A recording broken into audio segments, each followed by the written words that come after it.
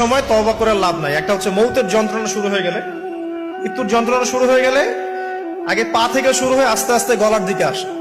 হাদিসে যেমনটা এসেছে, সূরা ওয়াকিয়ার মধ্যেও আছে যে পায়ের দিক থেকে যন্ত্রণা শুরু হয়ে আস্তে আস্তে আস্তে আস্তে এই গলার দিকে আসে, এবং আত্মাটা গলার এখানে যখন চলে আসে, এখান থেকে মালাকুল মউত আত্মাটাকে নিয়ে চলে যায়।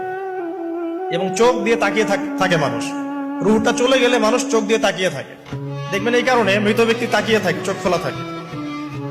এবং তখন আসমান থেকে সিঁড়ি নামিয়ে দেওয়া হয়, ওই সিঁড়িতে করে আত্মা চলে যাচ্ছে, ও তাকিয়ে দেখে যে আত্মা চলে যাচ্ছে। এবং মানুষ মারা যাওয়ার পরে চোখ জীবিত থাকে অনেকক্ষণ। মেডিকেল সায়েন্স যারা পড়েছে তাদেরকে জিজ্ঞাসা করবে, মানুষ ডেড হয়ে গেলেও চোখ দেখবেন আরো কয়েক ঘন্টা, হয়তো আরো নির্দিষ্ট একটা সময় পর্যন্ত চোখটা কিন্তু জীবিত থাকে।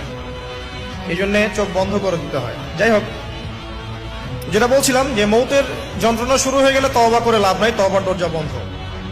আর পশ্চিম দিক থেকে সূর্য উঠে গেলে তওবা করে লাভ নাই।